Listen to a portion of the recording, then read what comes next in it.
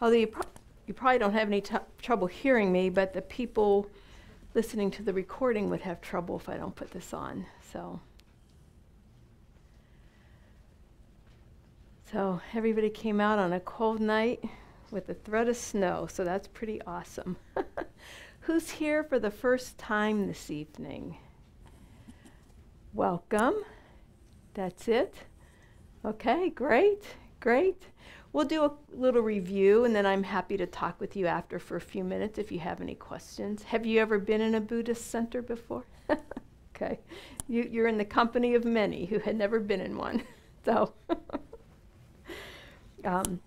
and we do have a book that kind of explains what's on the altar and what some of the tankas are, and we'll talk about that again later, but you're welcome to come up, touch things, look at the book, and it does a pretty good job explaining.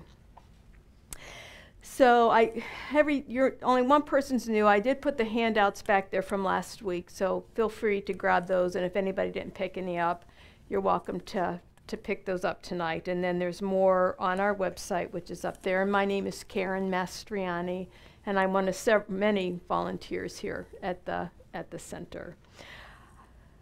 So before we start, I guess if you brought your cell phones in, I kept mine out to make sure I put it on silence, or as we say, meditation mode, so that it doesn't go off. But somebody's will go off before the end of the 5 weeks. I promise you it'll probably be mine.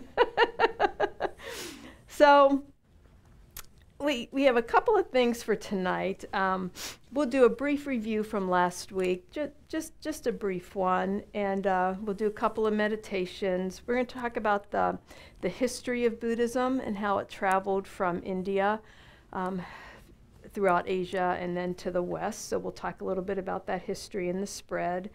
We'll do a little bit more of a detailed discussion on the Buddhist view of mind and what mind is.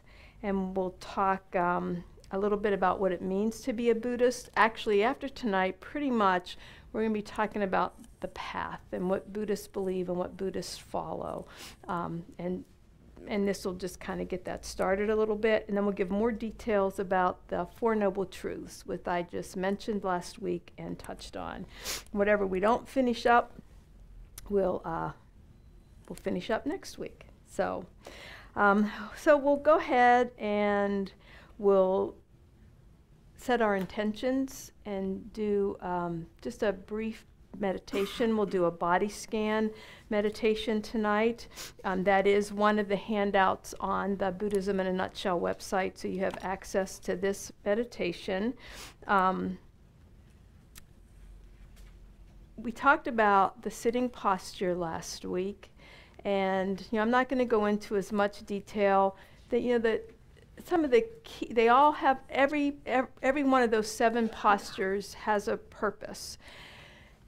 But the biggest thing is that it's just telling your mind this is a different body position. It's different than what I normally do, and I need to focus. And so it just changes your whole perspective. And so if you just get in the habit of practicing that posture and whatever is comfortable for you, but just a little bit different than you would sit down and chit-chat with your friends or watch TV or any other time when you're seated. And every piece of this posture has a purpose. But one of the biggies is straight back. Very relaxed shoulders, but nice straight back. When you're in the chair, that means sometimes I scoot forward in the chair, but you just don't want to slouch back. So whatever's comfortable for you. And then your chin slightly down so that the crown of your head is just facing upward. And if I could pull a string, they say if you could pull a string from the top of your head, your vertebrae would just line up like a stack of coins. So nice straight back. Hands comfortable. In our tradition, right hand on your palm with thumbs touching, but you can have your hands on your legs and on your lap. They say if your palms are turned up, you're more open to receive. So think about that. Sometimes I always have mine down. I don't know what that says about me. And then your arms a little away from your body, jaw and your mouth relaxed, so your teeth aren't tight, they're slightly opened, and your tongue is just up at the roof of your mouth behind the top of in the back of your top teeth. And then your eyes, some people meditate with their eyes open. I find that very distracting, especially when I'm out there and the teacher's sitting there staring at me. But for me, it's distracting to have my eyes open. But some people, that's the way they meditate. So you do what's comfortable for you. I invite you to close your eyes, and they say just keep a little slit of light open so that you don't get too drowsy. The idea is attention, awareness, focus. And so as much as you can do to stay alert, we do that. So eyes slightly opened or almost closed. And just take a couple of nice deep breaths. Let go of any tension with every exhale. And just begin to come into this room, letting go of work or school, whether you work at home or outside of the home.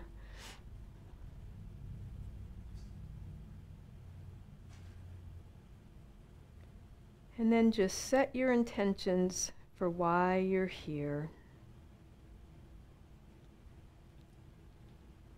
Our time is so valuable and so precious, yet we all made the effort to be here.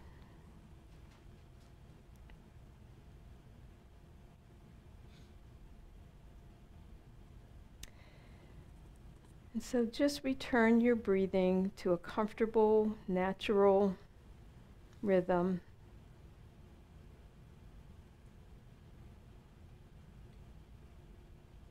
And just focus on your breath just for a little while as you inhale and exhale. And just follow each in-breath and out-breath. You could even say in and out.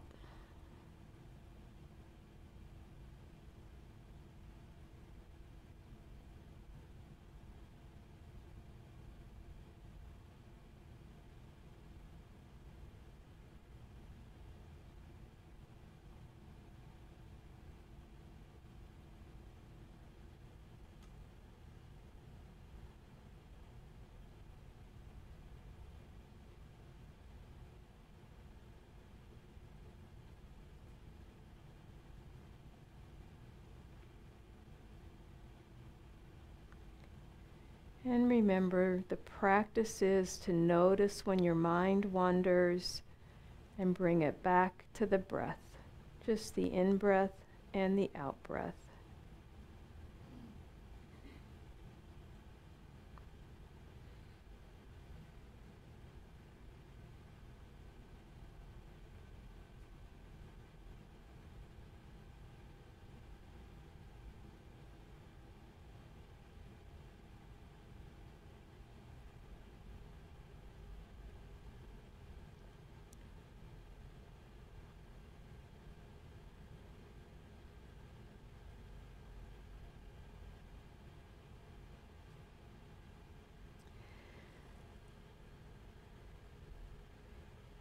So this meditation is scanning the body,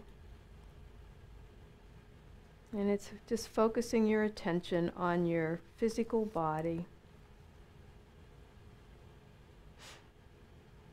And just bring your awareness to the lowermost point of your body, where your body's in contact with the earth.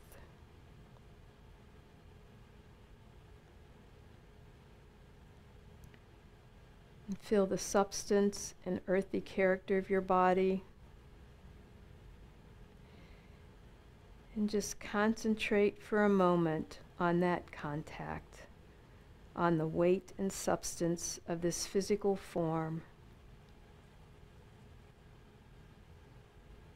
It could be at your feet, or your backside, or your knees.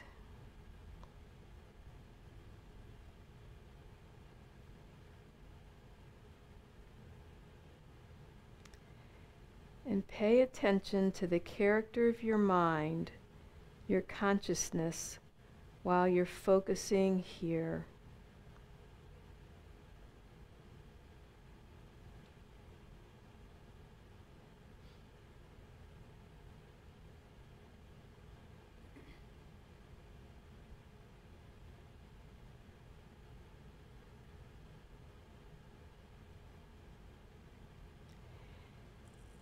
And slowly and mindfully move your attention upward through your body. Pay close attention to every aspect of your body, your physical sensations. And as you're scanning the body, note areas of tension. You can try to relax them or just notice and name that tension if that helps.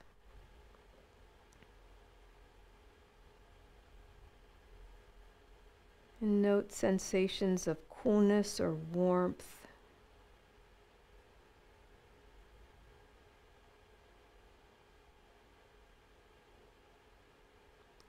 Note places where one part of your body is touching another part.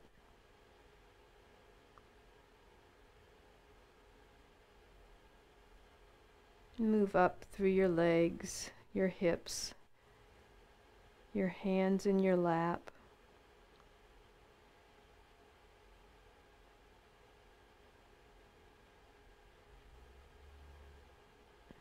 And just note any curves of your body's silhouette.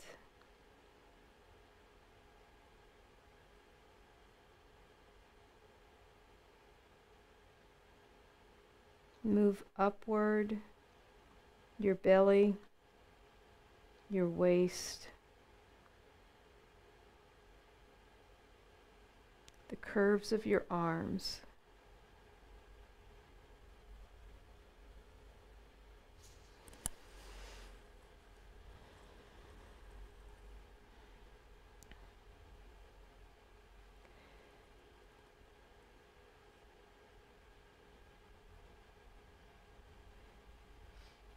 And continue to move upward, the rising and falling of your chest with your breathing, the curves of your shoulders.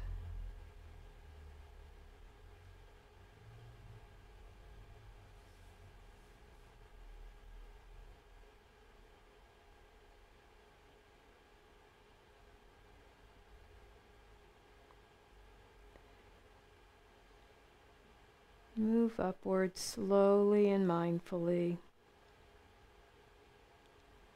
Really pay special attention to your shoulders, neck, and jaw. And that's where we hold so much tension, and if there's tension in any of those areas, just try to relax those. Even move your jaw side to side. Relax any tension behind your eyes and your forehead.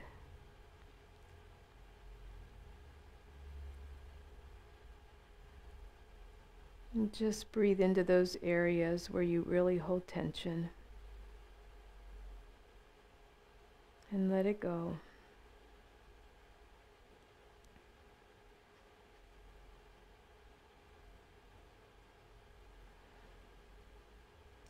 And move still upward, the tilt of your head until you reach the crown of your head.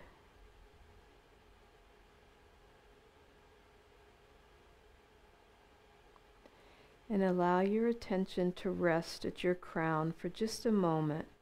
Pay attention to the character of your mind, your consciousness, while you're focusing here.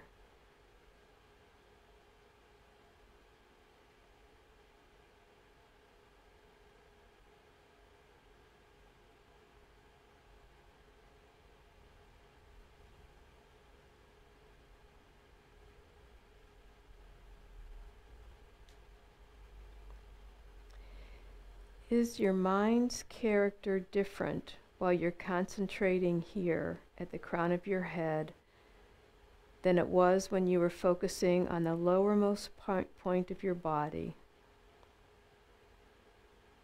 What differences can you note?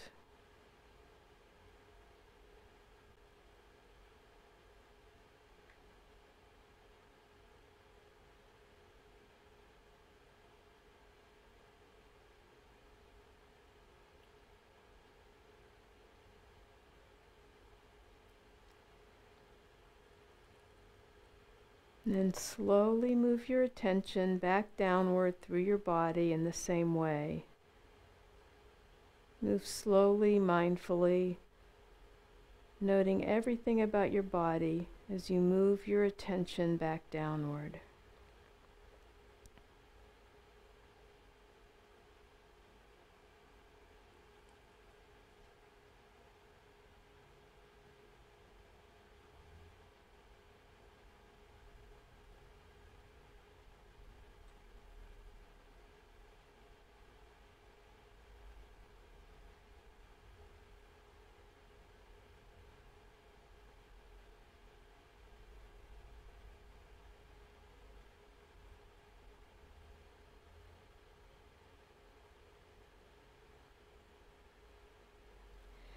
And then bring your attention all the way back down to the cushion or floor where your body is in contact with the earth.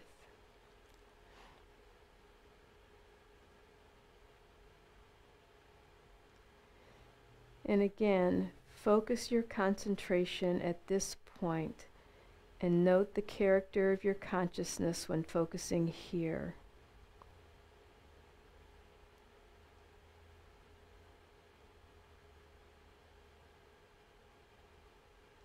Again, note the nature of your mind state when concentrating here and any differences from your mind state when concentrating at your crown.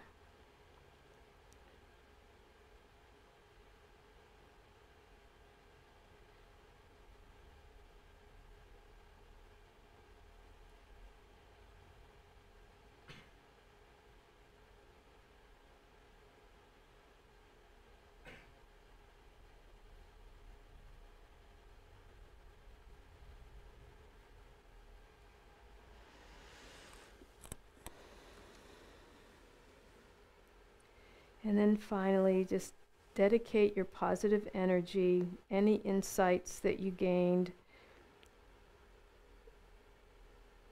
to your own well-being and happiness, and the well-being and happiness of all living beings.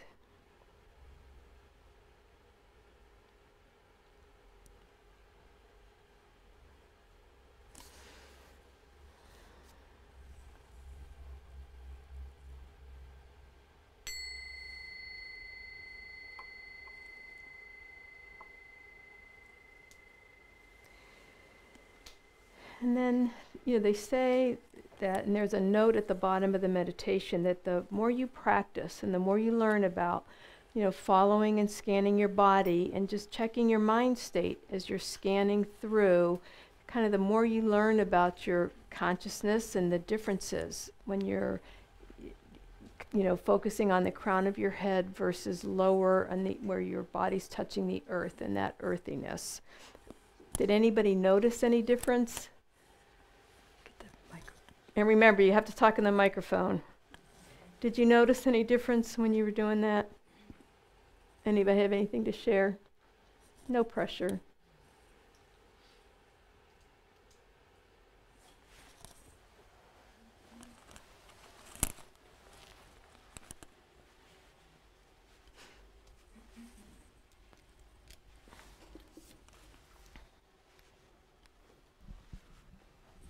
Thank you.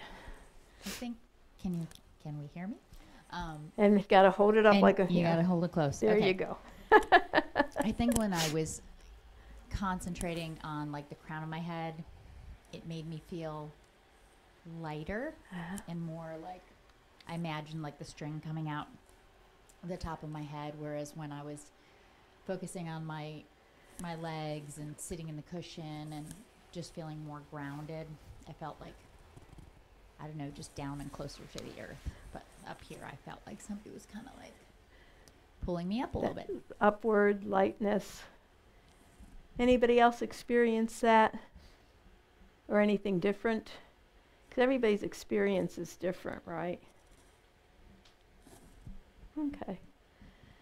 A lot of times you feel that lightness, that sense of openness, and then you just feel that groundedness and that connection. And they're both important, you know, and you can play with going back and forth. The more you do it, kind of the more it increases your awareness.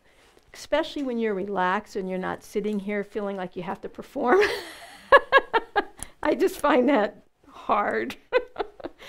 And, you know, last week we talked about intentions and dedications, and it really gives purpose and focus. And I encourage you to do it throughout your day. But, you know, when you set your intention, they say it's more powerful than just doing something. Like you set the intentions to meditate, or you set the intentions to do something positive, and you know you gain more out of that.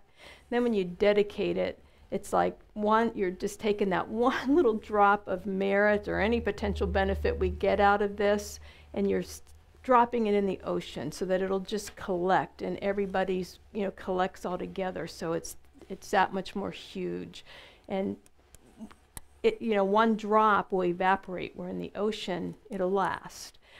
Some people explain it like planting a seed, and you're really pressing it into the ground and covering it up, cementing the deal. You're just making sure that it's all protected. So notice that as you keep practicing. Oh, I keep forgetting to go to my lovely meditation slide. That's all right. You didn't miss anything. So did any questions come up this last week based on last week's discussion or anything you read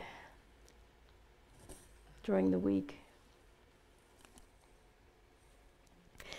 It's true, isn't it? I mean, it's a joke, but it's the truth, and then we beat ourselves up and we judge, which, man, let go of that. As soon as that judging mind starts, yeah, there goes my judging mind. I just label it. Kindly, gently come back to the breath, and actually you can practice that judging mind all day long. There goes my judging mind, either towards yourself or other people. Pull it back and let it go. It can be quite helpful. And so remember, if you notice any errors in anything that I said, it's the teacher, not that I'm a teacher, it's the facilitator of this class, and not the teachings, because there aren't any errors in Buddhist teachings. And if you notice something or I say something backwards, please bring it up to the whole group and anybody who's listening or going to listen to the recording, because we do want to make sure we get this as correct as we can get it. So feel free to mention things, okay? Especially if there's something you read and you read it differently.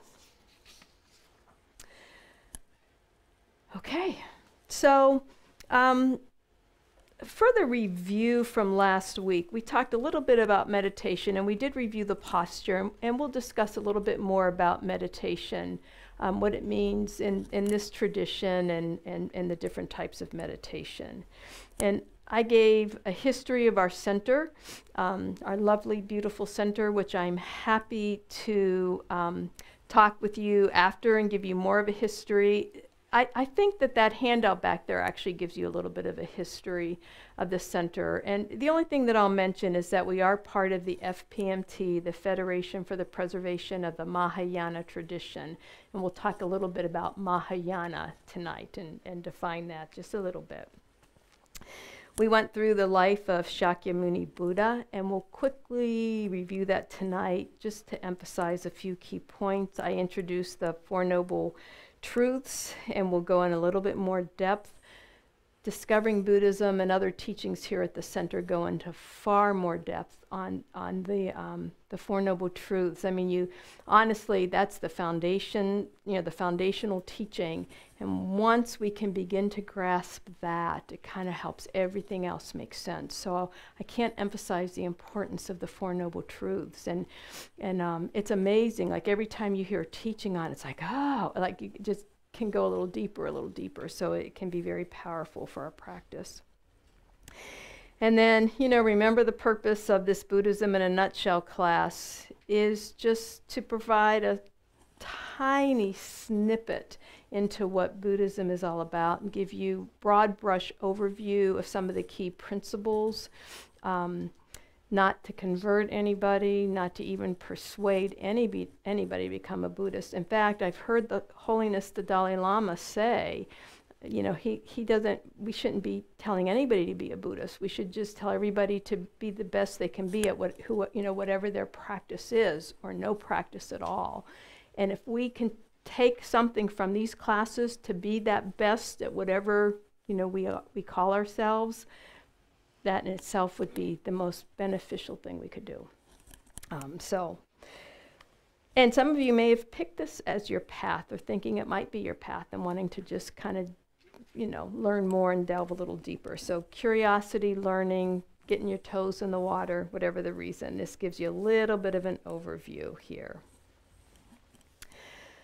So, when we talked about the Buddha, I mentioned that Buddhism is not technically a religion in the sense of that word, although most of us consider it is kind of a religion. It's just a little bit different. And, mostly it's about kindness and compassion, and it's a science, and it's a philosophy, and it's a way of life. And the Buddha is not a god.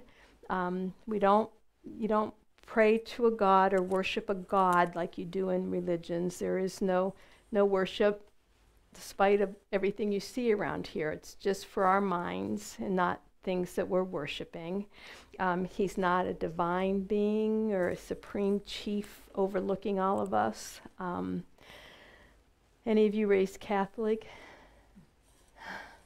I always think, the venial sin and the mortal sin, and somebody's up there just with a scorecard.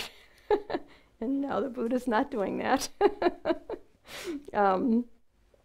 But he's just the embodiment of just complete compassion, just, deep, pervasive compassion and wisdom. And that's what it means to be a Buddha, to become that enlightened one. And if you recall, Shakyamuni Buddha was born a human.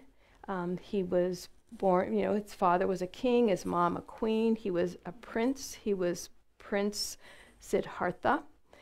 Shakya is the clan he was born into, and in Nepal, and then Muni means sage. So he was, the great sage of the Shakya clan. He lived a very protected, a very enriched life, had all his wants met, anything he could ever want, and he was separated from any form of suffering. Yet, purposefully, because his dad wanted him to be a king. But then he realized there was suffering. It was just excruciatingly painful to him to realize how people were suffering outside those gates, and that one day all his loved ones would suffer as he would. So he left the palace to searching for an answer for why. Why is there suffering? What's the meaning of life? Why are we all here? And he tried different methods for about 6 years with 5 other ascetics. They kind of roamed around together, and really extreme austerity, really a lot of self-deprivation. Until he was meditating under the Bodhi tree, he realized the middle way, and he was able to remove all negative states of mind, all obscurations of mind, and develop only positive states of mind when he achieved enlightenment. He went on to teach for 40 years after sitting under the Bodhi tree and reaching enlightenment. And he had many teachings, but 3 main ones, and they were called the turning of the wheel of Dharma. And we mentioned that Dharma protects our mind. They're teachings that help to protect our mind. And this is the ultimate state of what Mahayana Buddhists are trying to do. We're trying to develop only positive states of mind and remove all obscurations, all negative states of mind, all delusions from our mind. And that's what we're doing with our practice. so that we can have that state of infinite compassion and wisdom. And they refer to that as, you'll hear it talked about as two wings of a bird. You have to have both. You have to have that compassion, but you have to have the wisdom of reality and the wisdom to know what is needed. I've heard Geshe-la often say, compassion, but no wisdom. It doesn't help very much, you know. And if you have wisdom without compassion, then you're not very helpful at all. So you need both wings. And we'll discuss that in the last two sessions of this Buddhism in a Nutshell class.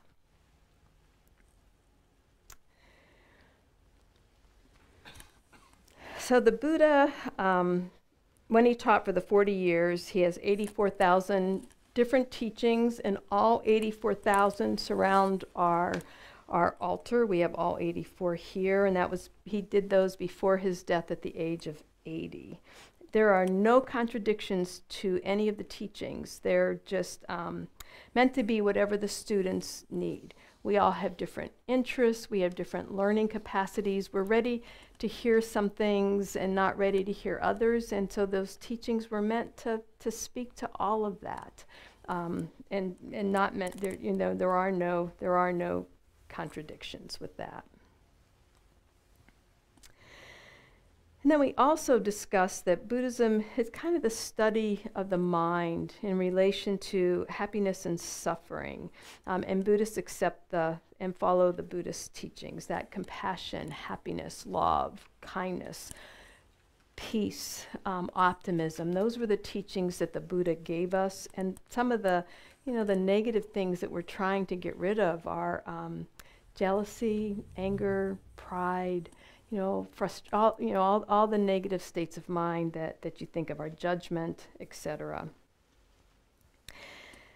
And the view in Buddhism is that the positive states of mind, the compassion, kind, loving person, those are the virtuous qualities, and that those are believed to be the natural state of our mind.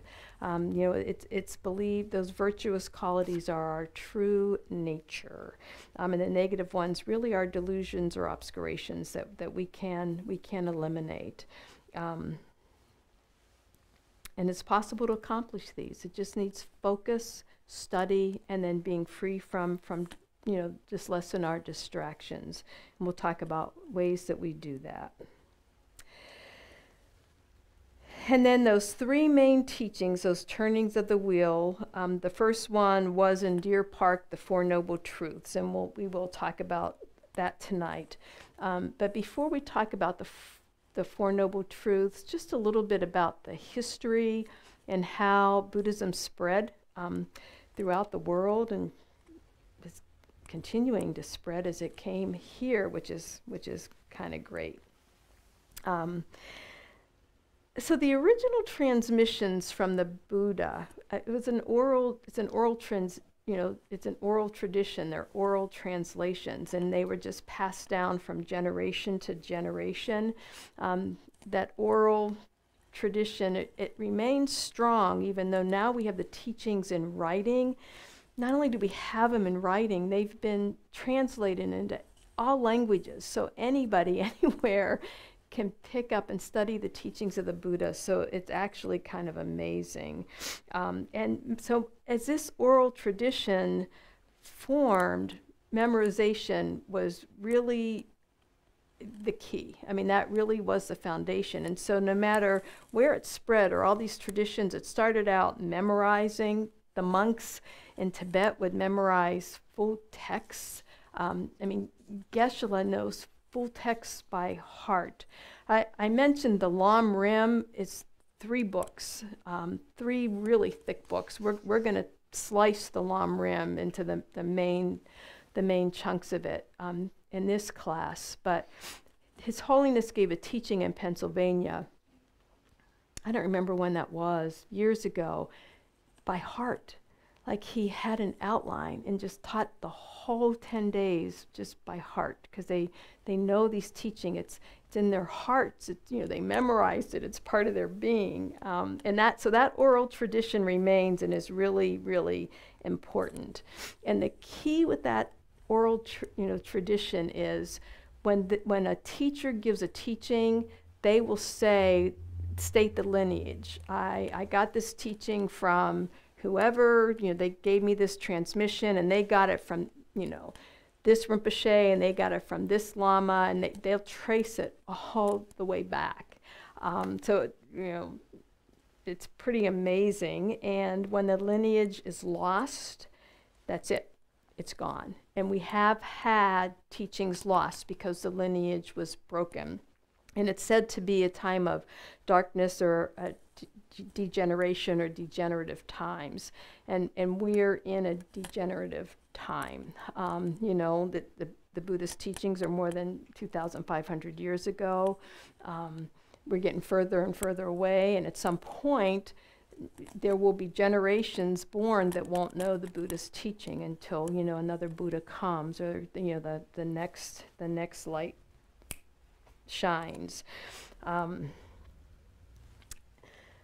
So in the U.S., oral traditions and memorization, and we know about our memories, right? And how good they are. And we don't trust them because, you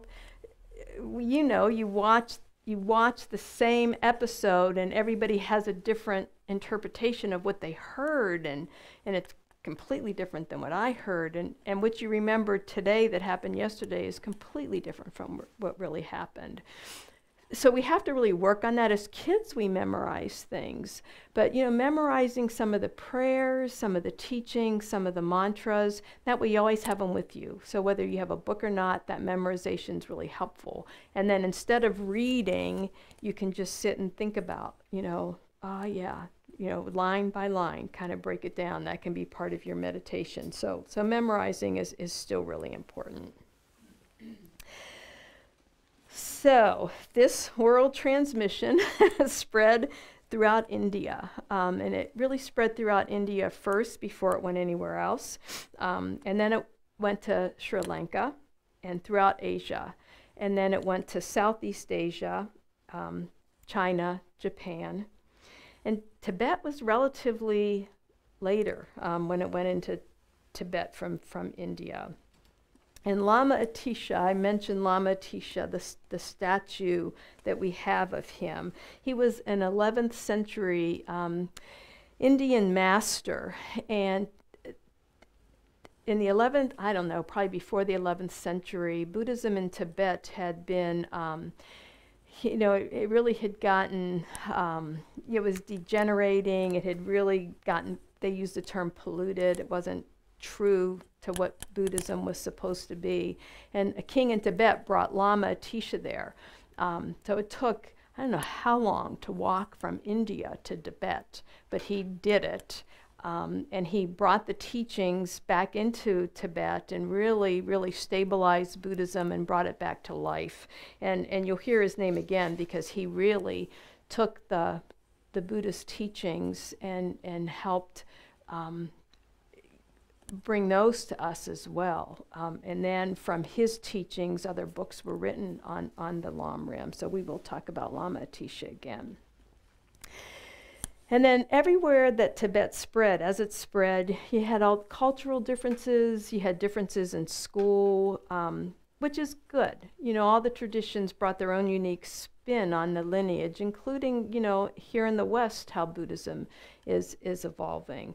You keep it true to the spirit, but you evolve it to the culture and the time of where we're all living. And as it spread, it was integrated more and more in the culture and the traditions of the time. So, for example, in Tibet, so how many of you ever walked into a Zen center? It looks very different than this. It's white walls, that's it, no color, it's very, sterile is not the word I want to use, but yeah, it's sterile, it's just no decorations. You meditate looking at the blank white walls, and that's a tradition that many people like. of Tibetan Buddhism, not Tibetan Buddhism. Where Tibetan Buddhism, we have lots of colors, we have prayer flags, we have pictures, and they say it's because of the culture and tradition in Tibet. You know, there's not many flowers that grow, and it's just a limited time of the year when they can grow, and then it's a pretty bland landscape. So the colors, just kind of brought that flowery, flavorful, colorful view of Buddhism in Tibet. So that's how some of those have changed through the years. And so then, in addition, as Tibetan Buddhism spread, you have Buddhist traditions that spread as well. And these are called vehicles or yanas, which in Buddhism means vehicle. And Lama Yeshe, who was one of the founders of FPMT, he's no longer alive, although his reincarnate is very much alive and very active in the Buddhist communities. But Lama Yeshe had said it's like when you go on a trip, you want a good vehicle, you want the vehicle that you pick and you're comfortable with to go on that trip, and that gets you where you want to go. And he says the same for the yanas of the vehicles for Tibetan Buddhism. And there's three. So you have the Theravadan tradition, or Hinayana as it's known, and it literally means lesser vehicle, the Hinayana tradition, but it's often translated as the individual vehicle, because the focus is on our own liberation, on eliminating our own suffering and reaching nirvana. So it relies on sutras in the Pali language, is where it came from, and it spread from India to Sri Lanka, and then Southeast Asia. So it's more of a southern tradition of Buddhism as it traveled there. And the emphasis is on meditation to develop concentration so that you can liberate yourself and reach that state of nirvana. So the other yana, the other vehicle, is the Mahayana vehicle, which literally means greater vehicle, but it's often translated to mean universal vehicle. And we are the Mahayana tradition. And this is focusing on full enlightenment, our own enlightenment, but for the purpose of not just our enlightenment, but to help all sentient beings achieve enlightenment, not just ourselves. So the primary motivation is helping others. So it's more of a northern tradition. It's recorded in the Sanskrit language, and in this northern tradition, Mahayana spread to China, Tibet, Korea, and as well as Vietnam. And I've heard this quote before, that if you want others to be happy, practice compassion. If you want to be happy, practice compassion. His Holiness says that practicing compassion is the most self-centered, altruistic thing we can do, because it benefits us as well as other people. So practicing compassion is more in the Mahayana tradition. And then the other vehicle is the Vajrayana vehicle, and it's part of the Mahayana and Tibetan traditions. And this emphasis is on transforming ourselves, and you transform your body and your mind into a Buddha using meditation. And it's called the Tantric path. We have practitioners here in the West that do practice the Vajrayana, practice the Tantric method. This is usually great yogi practitioners and people who have studied for years and years and years in Tibet. But this practice is also beginning to spread. This Tantric path, it's considered the quick path to enlightenment, so it's often symbolized like a lightning bolt. So when you can practice that. And then there's other traditional differences. Tibetan Buddhism emphasizes study and debate. And debates are a great way to learn. Have any of you ever seen monks debate, seen a TV show or, oh, it's fun. It's just so fun to watch. So you have to, so we did you do those? So we did some here at the center where we debated. I found it really intimidating. And then we practiced in people's homes, but so it would be whatever topic we were studying, and you'd have to debate it convincingly on what that meant. And then other people would like, no way, and and then they would debate their view. But when you watch these monks do it, when they're making a point, like they're making their point of what something means, and then they do this. They slide their hands and they lift up their foot and put it down and slide their hand. It's like in your face. You try to counteract that one. So it's really, really kind of fun. I've only, I don't remember if the, what was the, no, it wasn't Tom Cruise. He did 7 days in Tibet. No, 7 years in Tibet. I think they showed some debate in that. Maybe something I was watching actually showed it. That was a true story, based on a true story. So it's actually quite good. But then at some teachings, some of the monks they'll play act debates, and it really is fun to watch. So studying and learning by debates is really important in our tradition. And Japanese Zen Buddhism, the emphasis is on meditation. So it's more that introspection meditation. Now, also studying, just like our tradition, there's also meditation. It's just a little bit of a different emphasis. So we're the Mahayana tradition, and there's 4 schools in the Mahayana tradition, all pretty similar. We have the Nyingma school, the Kagyu, the Sakya, and the Gelug. And we're the Gelug tradition. These are all Mahayana vehicles, and they're all practiced to become enlightened, to benefit other people. So, that's the focus of all of them. His Holiness the Dalai Lama is in the Gelug tradition, but he studies all the sects. He studies all of them. He has teachers in all the different sects, so it's not like they're all that different. And I've been at teachings where the Kadampa of the Kagyu tradition is there on the stage with His Holiness, and they've done teachings together. I was looking for, we used to sell his books in our bookstore. He's got a couple of really good books, and we must be out of them, but we have sold them here, the Kadampa's books.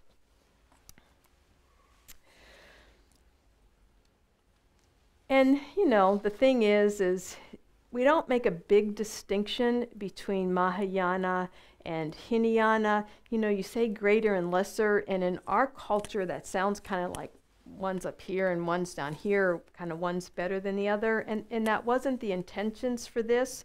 They're just different, not necessarily better than the other.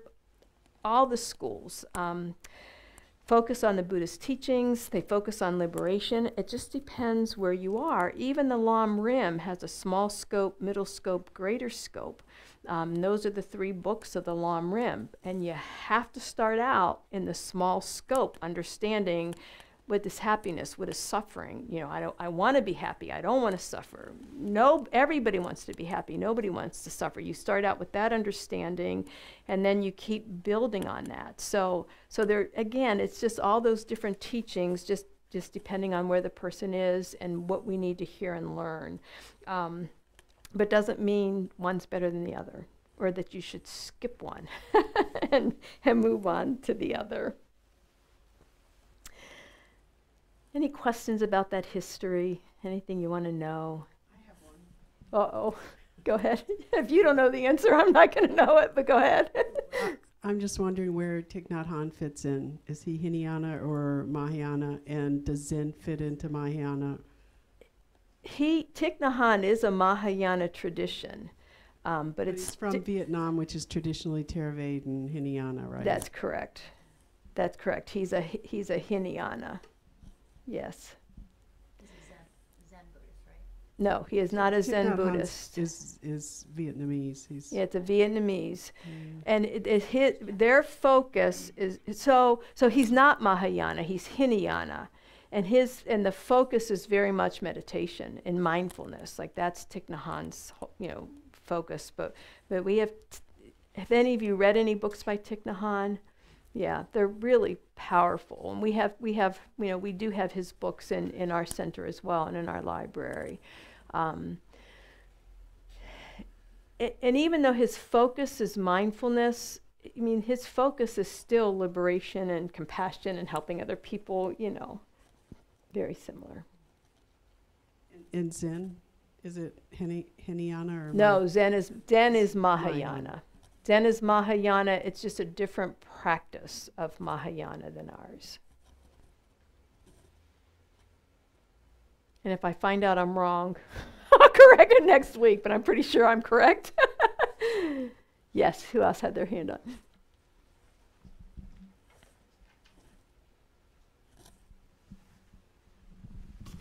I was just curious if the different traditions were related to the different, I'm trying to think of the term. Basically, my father bought a Buddha in Thailand 50 years ago, and it's the bald fat guy. Yeah. So how does that That was Buddha, my first Buddha. Okay. Where does that come from? Is that a different tradition? Yes, or? it's a different tradition. I think it's China. And it might be, does Zen have fat Buddhas?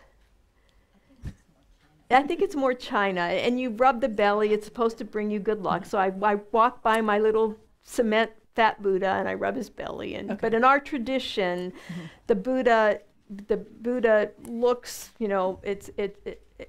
actually we have some statues that we sell in our bookstore. But the Buddha's sitting in the posture, he's very thin. They have some where he's very emaciated, and that represents when he was first sitting under that Bodhi tree.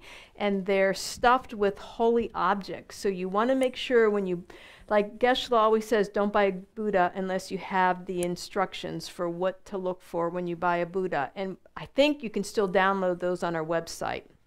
If you can't, I'll get them for you. But like we have a couple, I don't know whether we have any now, but we should have some Buddhas. There's the Himalayan Tibetan store out at Triangle Town Center, and he has Buddhas in this, in this tradition that are stuffable. If they're not always already stuffed, you stuff them with mantras and holy objects, and then they're blessed. It's a really intensive process, and we usually do that about every other year. People can bring their statues in to be stuffed. I think stuff's the correct word. Is that filled, not stuffed, filled. I say stuffed just doesn't sound right. They're filled. That's why he's got a big belly. That's right, and then they're big now. It's really kind of interesting to watch them be filled, stuffed. Jeez, oh Pete. But there's other Tibetan stores in Cary that sell the Buddhas that can be filled. But there's nothing wrong with having those other Buddhas. You just wouldn't put that on your altar if you were practicing the Tibetan Mahayana tradition. Was there another hand?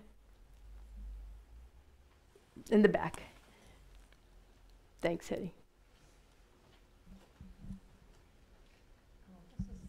I was just wondering, you said that they had the long oral tradition. Why? I mean, they wrote. Why didn't they write it down? Why didn't they write the teachings down?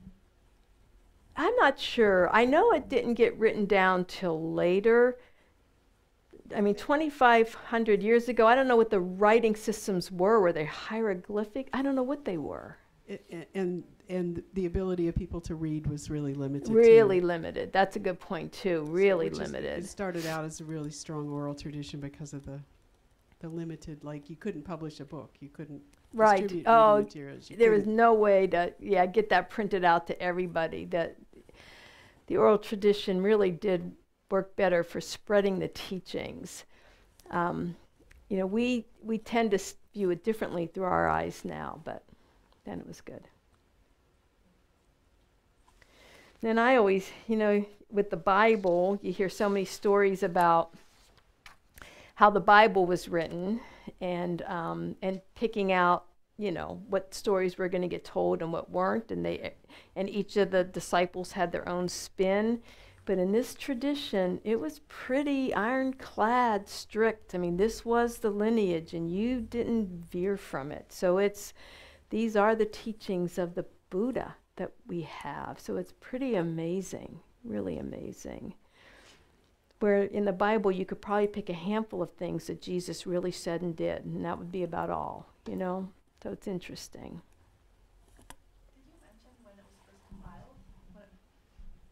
Did you mention when the writings were first compiled and put together? No, it was in the Sanskrit and Pali tradition. It was a long time ago. I don't know, like the 6th or 7th century, I think. I'm sorry? AD, thank you. Yeah. Now, it might have been before that. I can't say 100%, but some of those teachings were then. Like Lama Atisha wrote in the 11th century, and he does have some writings. And that was 11th century, and he wasn't the first. So it was before that for sure. I'll ask Geshe-la. I have a question. Where right am I here. looking? Thank you. When you say it was passed on through a lineage, were there certain people that were designated to having that information to pass on, or was it a family, or who was that lineage? Yes, and so I don't know all the lineage, but like with the Buddha, he passed it on to the 5 ascetics that he was hanging out with before he became enlightened, and then they started spreading it from there. And so like we might sit in a teaching, but we wouldn't have gotten the oral transmission from them, and I don't know how they selected who got it. Probably pretty enlightened and holy people it's spread to.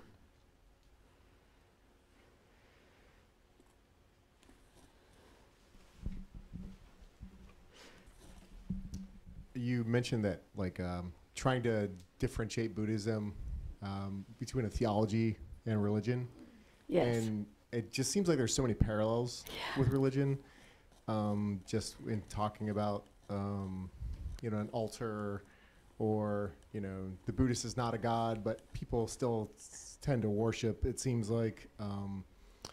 And so I was wondering if some of the different traditions or are more or less focused on those kind of customs, or just focusing on the teachings versus all the rituals. Yes. And yes, so all of them are different. So I don't know that much about other traditions. I know a little bit about Zen just because that was the first thing I dabbled in, and then Thich Nhat Hanh because I liked his readings. And then I loved this tradition, and so I don't know enough to speak to those. But, many of you raised your hand with Catholicism, and I ran from that ritual, and I was like, holy cow. I went from the pot to the frying pan. I jumped right in. And so this is more of a ritualistic type of a practice, but it's still based on teachings, and it's really focused on teachings and studyings. And there's many that come here and just do the teachings and the studies, and they don't do some of the rituals that are practiced here. I kind of like both, but go ahead, Hedy. Well, I was just going to say, I've heard His Holiness say that call Buddhism a religion, but it's non-theistic. Yes. There isn't, and the rituals are the Tibetan, that's been applied by the Tibetan people. So other sects of Buddhism or traditions don't have all that stuff. They with don't. it. They have other little rituals, but not like Tibetan Buddhism. It's pretty much the most. And it looks like we worship. I think it's kind of confusing because there is no worship here, but it does look that way. So if the Buddha, you said he was a man, he Yes. wasn't a prophet. So he wasn't divinely inspired. No. 84,000 teachings came just through his being enlightened. Yes. So when the Buddha, he sat under that Bodhi tree and meditated on, just trying to find answers. And he saw reality like it was. And so then all of his teachings were to help all of us, other people, to see what is reality. And we are going to talk about what is reality in upcoming classes. And so he did. It was all from his own enlightenment, what he realized sitting under that tree and trying to find ways to help us get it and understand it.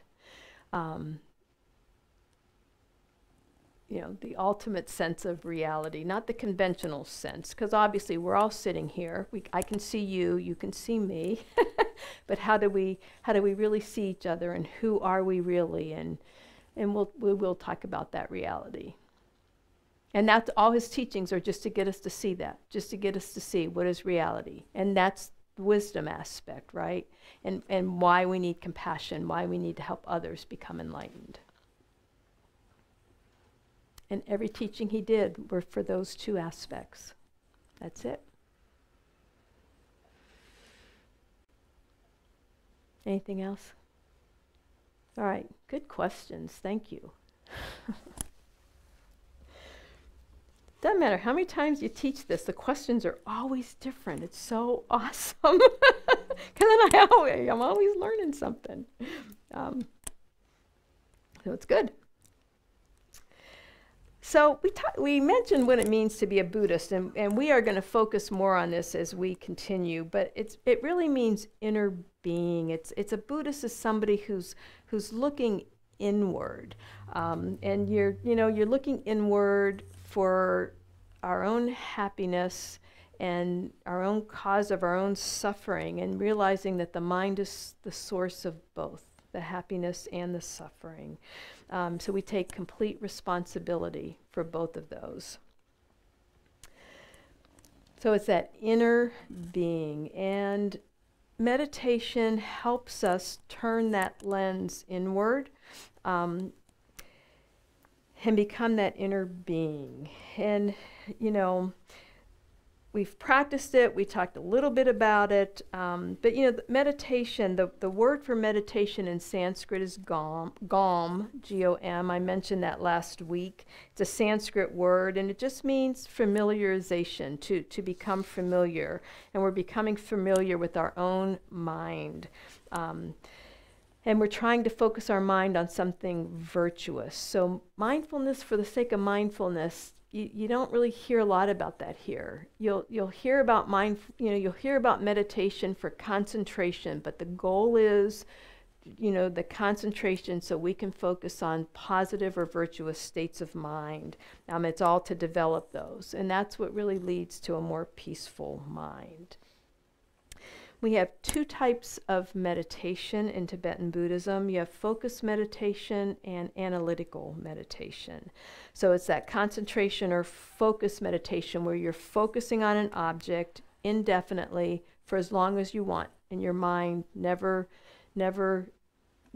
varies from that, never weaves. We use our breath for our focus, our concentration. We can't even count to 10 without our mind spinning off, constantly bringing it back.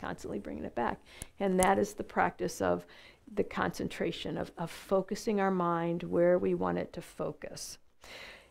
Once you get the focus, the little bit of concentration or focus, although Geshe-la keeps saying don't wait too long, then you use the analytical type of meditation where you're analyzing a topic or a teaching, where you're really trying to get deeper, you're trying to get that experiential understanding of whatever you were whatever you were studying or reading about.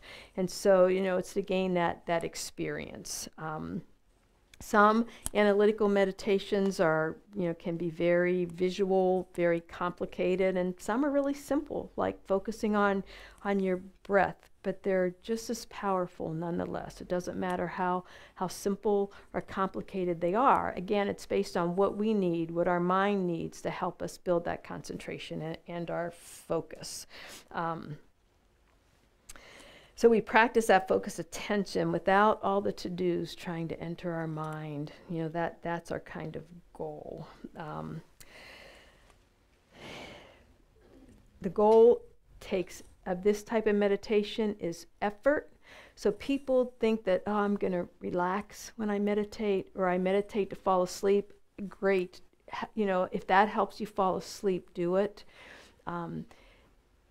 But it takes effort and concentration, and that will help us relax and find that peaceful mind in the end. But the act of meditation is focus and effort and work so that we can build that concentration. So when thoughts pop up, you try not to follow the storyline, you try not to have any judgment, you try to let it go. As soon as you realize your mind has varied from your object of your focus, you just, there goes my mind. That's what our mind does, right? We shouldn't expect it not to. That's what your mind does constantly. We're training our mind by then making it come back to the focus on our object. So no sense in getting upset with our mind. It's just, no, I'm not going to think about my to-do list or that meeting tomorrow or what I ate for supper, whatever it is. You're bringing your concentration back. So let's practice that real quickly. We'll do a quick meditation, and then we'll move on to what is mind, and we may never get to the Four Noble Truths tonight. We'll see. And if we don't get to them tonight, we'll get to them next week. But we'll try. We might have time. We'll just do a quick meditation to practice.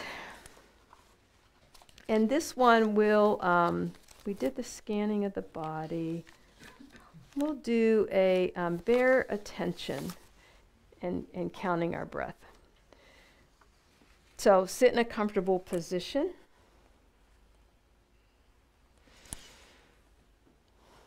And just gently close your eyes, and if that's not comfortable, just gaze downward. And take a few nice centering breaths.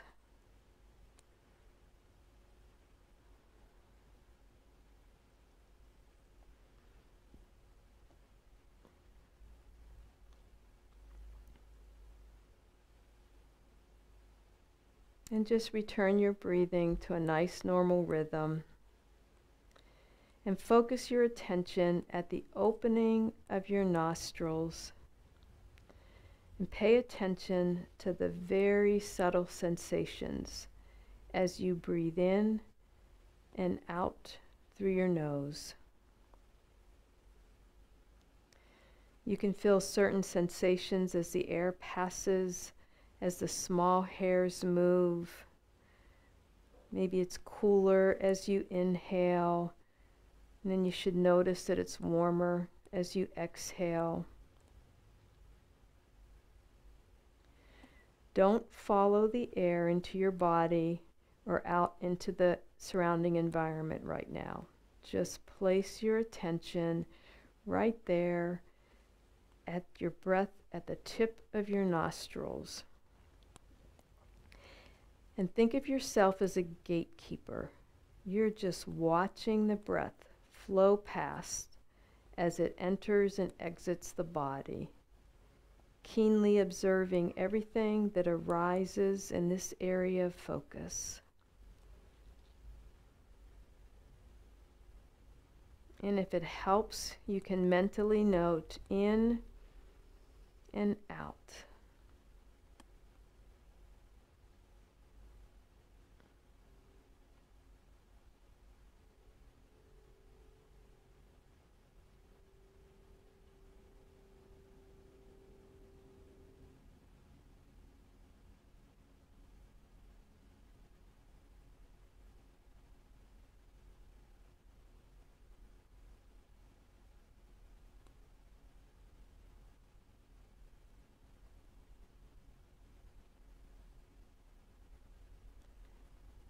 And just keep laser sharp focus on the sensation of your breath at the tip of your nose. Noticing every sensation. When your mind wanders, as it will, as soon as you realize it, just gently and kindly bring your attention back to the sensations at the tip of your nose as you inhale and exhale.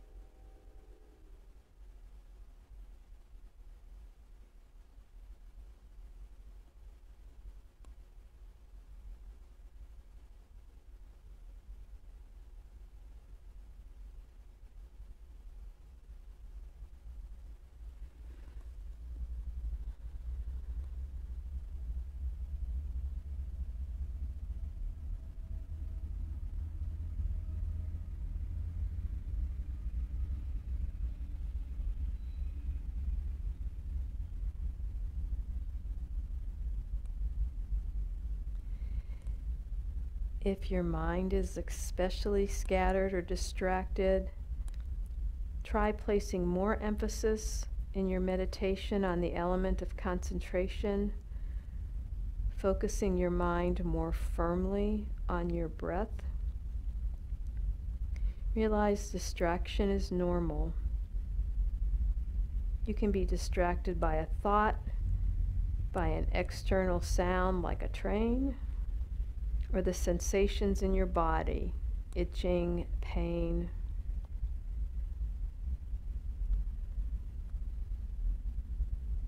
As soon as you notice this, take note. Return your attention back to your breath.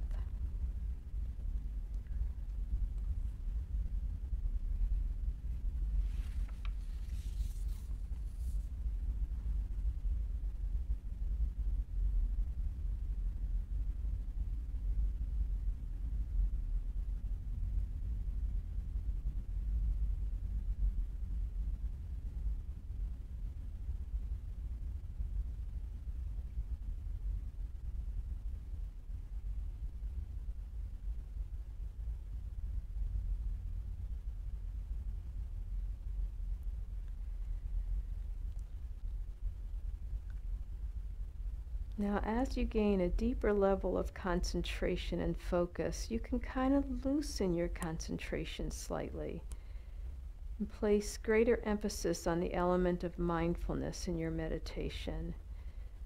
And you can practice that a little now. Just play with it. Allow your mind to be attentive and observant of whatever comes that you notice, regardless of what it is. Just don't judge, don't identify, just observe, like a tourist, the thoughts that are bubbling up. Allow them to arise as you observe. Ah, my to-do list. Ah, that argument I had today with my partner or my kids. And then let it pass away without getting involved. No storyline, just be aware.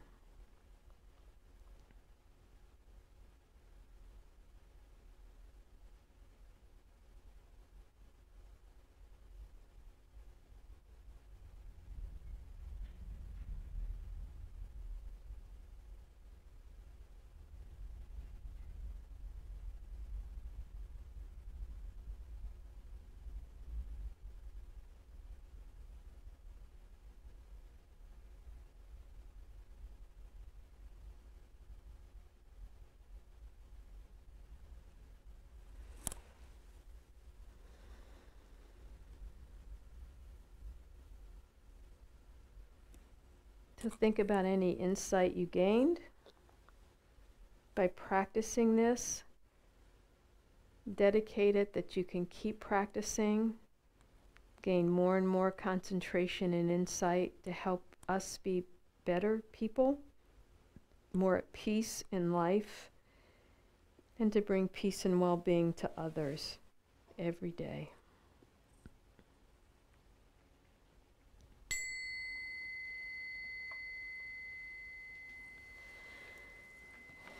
And this is one of those, as you practice, even for just a couple of minutes a day, to really try to expand this. It might just be a minute or two, and then just try to keep expanding it over the weeks and months so that you can sit for 10 minutes in bare attention, take a little break, come back and sit for 10 more minutes, and then maybe kind of stretch those 10-minute blocks out as well. Builds concentration, it builds that familiarity with where our stories go and our minds tend to wander off. So it can help give you a level of insight. It's amazing kind of things that bubble up.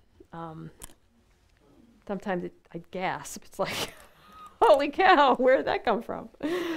And the whole idea is to become familiar with our mind. And so, what is mind? So if you had a defined mind, what would you say? And if you holler it out, I'll repeat it since we don't have a mic close by. How would you define mind?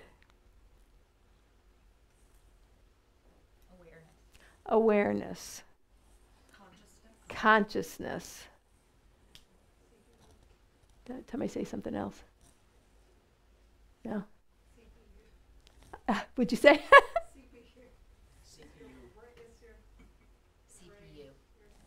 CPU, like a computer. Oh, yeah, that's good. It is. Yeah, I think I told you my hearing is, it's going. But yeah, it is our CPU, right? It's our awareness, it's our consciousness. Our mind is constantly taking in data. And so it's defined, it is awareness. It doesn't have awareness. Our mind is awareness. Its function is to know or knowing. And it's considered to be clear luminosity. It's not a physical form, it's just this clear, luminous consciousness, awareness. And there's different levels of mind in Tibetan Buddhism. There's this subtle level, and there's clear, luminous. It's more of this really very subtle level. But it's covered by our gross mind. And that's how, this is our minds we have right now, where, our senses, we're taking in data, it's constantly taking in information and wandering off. But your clear mind is always there under that. And meditation can help us get to that clear, luminous mind. That's the whole point of meditating, is how can we keep trying to reach that mind. They say that that clear, luminous mind, really great yogis can achieve it during meditation, but like when you sneeze, which in many traditions they say, God bless you, like when you sneeze, they say if we could realize it, it's too quick, but if we could realize it, you can catch that clear, luminous mind then, and then when we die, that clear, luminous mind can be very apparent, the more that we do practice. So there's a couple of important points of the mind. Many compare it to a clear blue sky. So that is always there, that clear luminosity. And then our thoughts, our feelings, our emotions are just the clouds that are just going through the mind or through the sky, and they just kind of pass through until we kind of engage those. So they pass through, or they just kind of are reflecting on. They're not an inherent part of the sky. You can think of a river if you don't want to think of a sky. A river is a clear lake, but it can get muddied. There's rocks in it. There's ripples. The mud and the rocks aren't part of the water, so that they can be eliminated. Those are like the obscurations. So the mind is consciousness. I said it doesn't have a form, so it's not the brain. Certainly they need each other, but it's not the brain, which is physical form organ.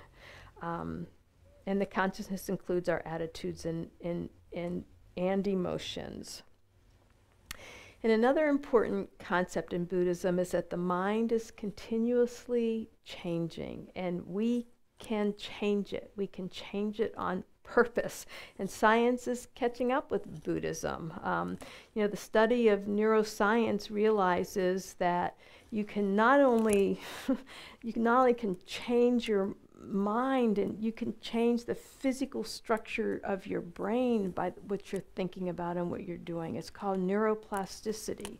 And through meditation, it's one of the key ways to do that, to strengthen certain neurons, to weaken synapses between others, to begin to change that structure of our brain. And Buddhism has always kind of taught that. His Holiness, I mentioned the Mind Life Conference, which was going on last weekend. I forget where.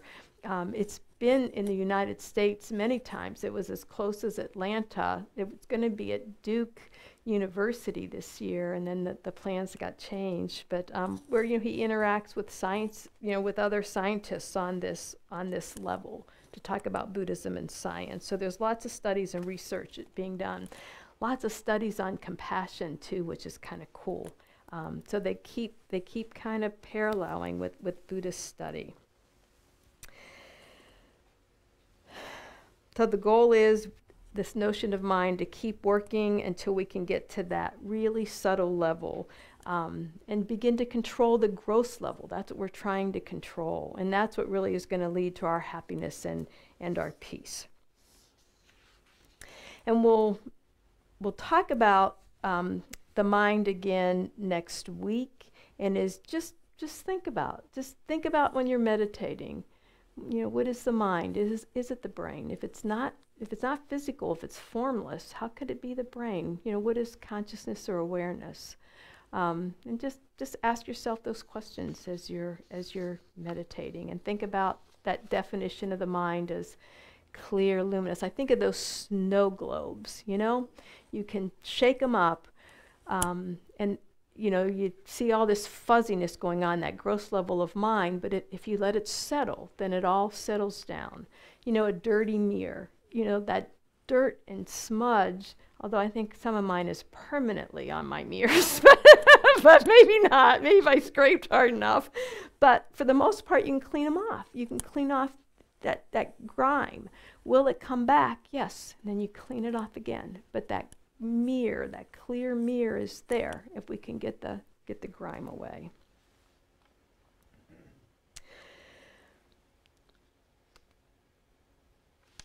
So, doesn't have too much to do with our mind, except when you think about suffering and the causes of suffering. And this was the Buddha's first teaching of the turning of the wheel of Dharma, and it was one of the first main teachings he gave with his buddies and a whole group of other people that attended. And there are 4 noble truths: the truth of suffering, the truth of the cause of suffering, the truth, I have that written down, the truth of the cessation of suffering, and the truth of the path to the cessation of suffering. And we discussed this last week with the analogy of an illness and a physician, that you have symptoms. First, you have to admit you have symptoms. I had migraines for a year. I couldn't even say the word migraine, just the whole, ugh. So I denied it. I never got help until one day I finally thought, well, I really do have migraines. So you have to admit there's a problem, that you're not feeling well. And then you see the doctor who can make the diagnosis that, yes, there is a cause to this suffering. And then they give you a prescription. This will help you feel better, but then you have to take it. You have to follow the doctor's order to get rid of that suffering. When things are going well, it's really hard to think about suffering. We're happy, life is good, new job, new car, new boyfriend, new girlfriend, whatever it is that we have. And there's many people that say, I've never suffered. I don't know what suffering is. But it doesn't matter how rich you are, how shiny your car is. It's developing that understanding on a deeper level of what is suffering. And probably a better word instead of suffering is just dissatisfaction. And we'll talk more about that dissatisfaction as well.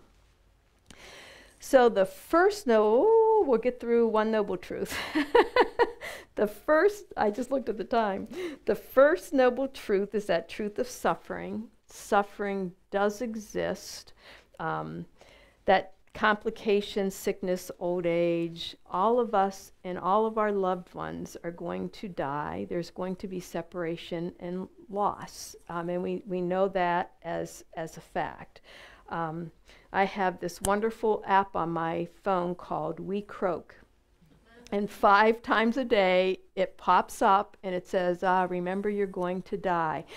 And it's just like, oh yeah, and it could be today. And then it gives you this little quote. And some of the little quotes are really ridiculous and some of them are really powerful. But it's just that, yep, I'm going to die. And it can help you live better. We'll talk about the Buddhist view of death in one of the later classes. And you know, there's pain and there's suffering, but there's a difference between pain and all types of suffering. So when you think about suffering, you have this suffering of suffering, and this is really what we know of suffering. You know, the headaches, the loss, the new car that we wreck, that whatever it is, like we experience that suffering of suffering, discomfort, pain, traumas of life. And then there's the suffering of change. We did this one when we came in here. We think of things as permanent and fixed, but everything's, that it's unchanging. So that when we're happy, we want it to last forever, and we act like it's going to. And when we're suffering, we think it's going to last forever. And, we think we're kind of never going to get over it as well. But things change constantly. So we walked in this room and it's kind of cold, and we turned up the heat, and I put my wrap on, and my wrap's off now. You get kind of hot. You do it when you're in the sun. You're out in the sun, maybe it was cold, it's a nice sunny day, you go out, you can't wait to be in the sun, and then you get too hot and you have to go back in and cool off. You're at the beach or a pool and you jump in the water because you want to cool off, and then you get too cold and you got to come out because you're going to get, you need to get warmed up. So we constantly have this suffering of change. You take a bite of a chocolate cake and it's so good, it's so tasty. If you eat the whole cake, it's gonna make you sick, It's there. The new car, you polish it, you keep it clean, you love looking at it, you take such good care of it, it's the perfect color, it's the perfect style for you, you love the way it looks, and how long is it going to be new and shiny? How long is it going to have that new smell? And then what do we do once it's scratched or it breaks down, which it will? Or the new color comes out, and all of a sudden your new running shoes or your new car or your new iPhone, now there's a newer gadget that comes out. Same with relationships. You're happy, you're in love, you think it's going to last forever, and then you start complaining, finding fault, bickering. Next thing you know, you're dividing albums, although people probably don't have albums anymore. You're dividing CDs. Everything's changing. And we act like that quality is inherent in that object that's changing, and we'll talk about that, but there's nothing fixed. And then there's all pervasive suffering, or compounded suffering, which is the hardest one for most people to understand. But it's that fundamental way we see things. The Buddha saw reality as it was. He could see things as they really were. Most of us can't. We exaggerate the good and we exaggerate the bad in things we see. It's just this fact of this cyclic existence, and you might not believe in rebirth, but we're here on this earth, and we're creating things that are going to cause us to come back again in who knows what form and be reborn again over and over again. So just this cyclic existence based on karma that causes this all-pervasive suffering. Doesn't matter how rich, happy, young, healthy people are, we all have the suffering of change, and we all have pervasive suffering, and sooner or later, even they're going to have the suffering of suffering at some point. So I'm going to end here with, at the end of the first of the Four Noble Truths. Oh, what a way to end, the suffering of sufferings. But no, the cessation of suffering's coming next week, so you have to come back to be able to get out of the suffering. Just take a second before you get up and leave. Just close your eyes. You made the effort to come here. Just dedicate even that effort, that it may grow and grow, that you'll keep studying, and to get you to have the effort and energy to come back again next week. And whatever else you want to dedicate, really important to do before you get up and leave. So if you ever have to leave early or whatever reason, just dedicate as you're getting up. Takes just a few seconds to do that. And then we will finish up the Noble Truths next week. We'll talk a little bit more about rebirth and karma. Karma is always a big topic to understand. Again, feel free to email me. You have my email, but you can get information off of our center. If there's any questions, I will take those. And feel free, if you have to leave, leave. And if you want to come up and ask the questions after, you can come up and ask questions. And because we're going to talk about our attachments and how to get rid of those attachments. Thank you very much for coming. I look forward to seeing you all next week. Thank you.